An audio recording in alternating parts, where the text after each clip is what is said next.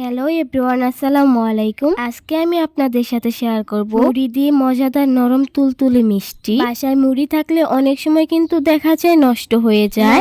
নরম হয়ে যাওয়া মুড়ি ফেলে না দিয়ে ঘরোয়া কিছু উপকরণ দিয়ে এভাবে বানিয়ে নিন নরম তুলতুলে মিষ্টি। চলুন দেখে নিই এই মজাদার মিষ্টি বানাতে কি কি লাগে। প্রথমে আমি মুড়িগুলো পাটায় গুঁড়ো করে নিয়ে চালনি দিয়ে চেলে নিব।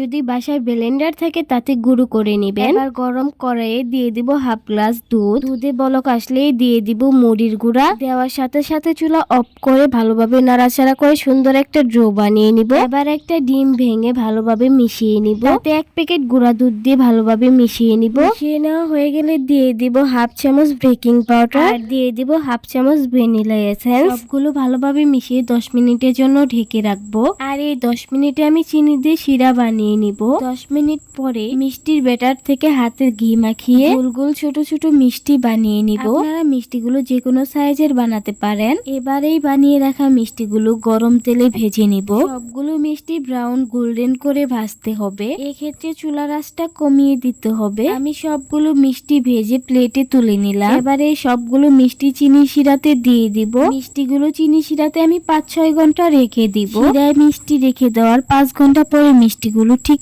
এইরকম হয়েছে। আর এই মিষ্টিগুলো খেতেও কিন্তু অনেক মজা হয়েছিল। সবাই ভালো থাকবেন। আল্লাহ হাফেজ।